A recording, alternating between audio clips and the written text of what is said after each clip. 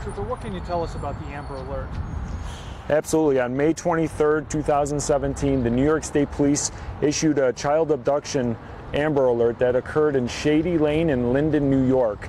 Now, this is in regards to a 12-year-old child, Mackenzie Wilson, that was taken by Joshua Monette, 18 years old, and John Harvey, 16 years old. All the individuals know each other and through school, which is Randolph Academy School. So we have belief that they all know each other and they're familiar with each other.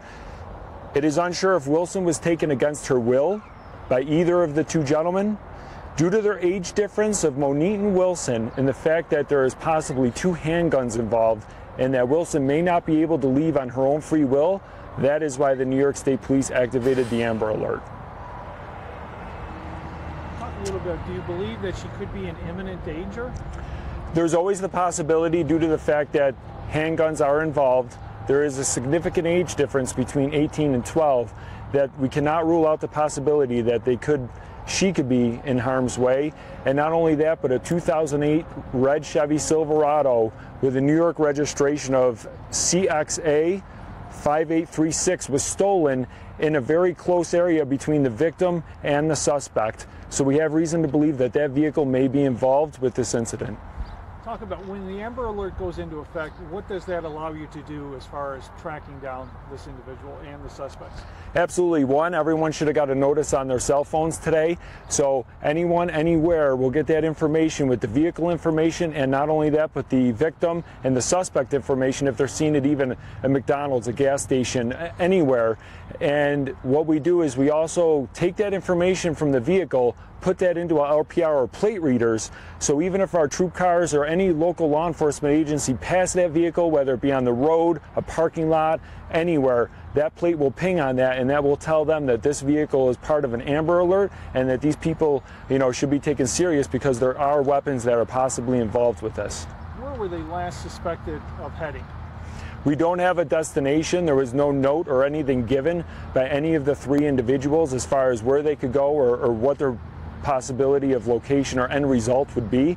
So at this time, that's why it's an Amber Alert as well. We put that out for the whole state, and working with our best tip, which is the public, we hope to locate and bring these people in as soon as we can. We are kind of close to Pennsylvania, so does Pennsylvania State Police, do they come on board to help with this too? Absolutely. Other states are notified Amber Alerts around us, so PA will be fully aware. If they try to go through a toll booth or something like that, that's something we could also use against them basically going through toll booths. And if you can read us the description of the young girl and the suspects, what people should be looking for here, if you don't mind? Absolutely. Mackenzie Wilson is 12 years old. She's female. She's white. She has blonde hair. She's about 5'6", blue eyes, and 100 pounds. Now, she's our victim. She's the youngest. This is the reason why we did an Amber Alert.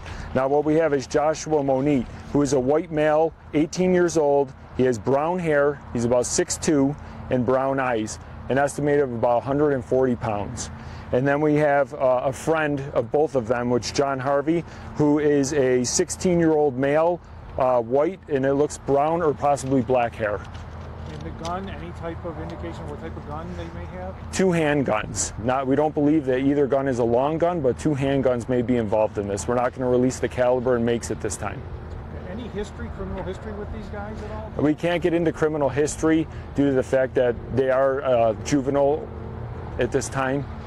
And as far as the effort to search for them, talk about New York State Police. Are you canvassing areas? What happens now?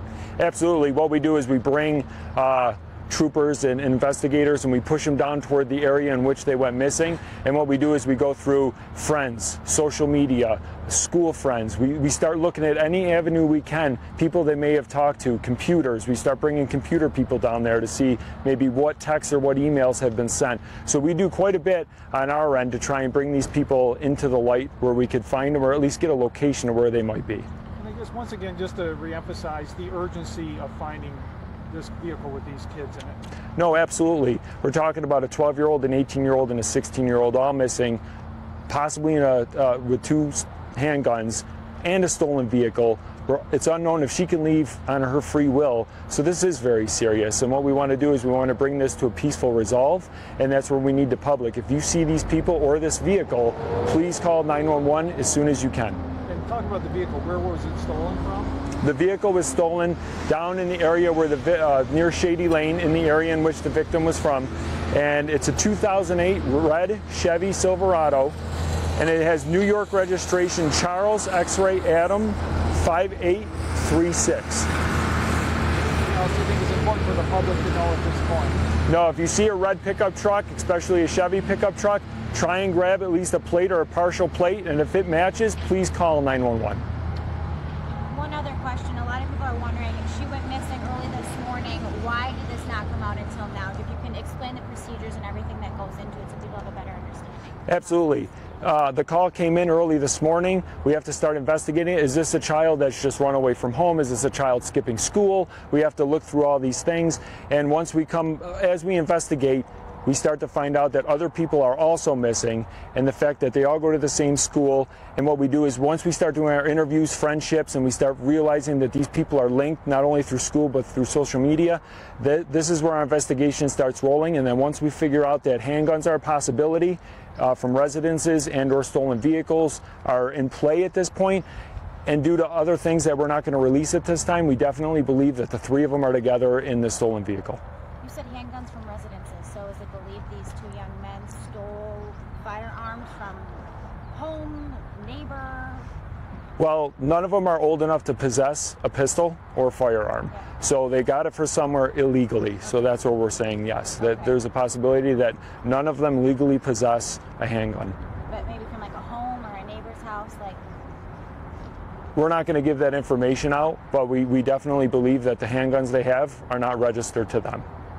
Talk about anybody who may see them as far as like intervening on their own. Is there caution for going up to the car and trying to get involved? Thank you, that's a great.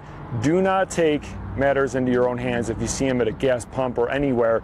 If you see that vehicle stopped, they're out of it, do not take matters into your own hands. Call 911, let the authorities jump into action and take care of that.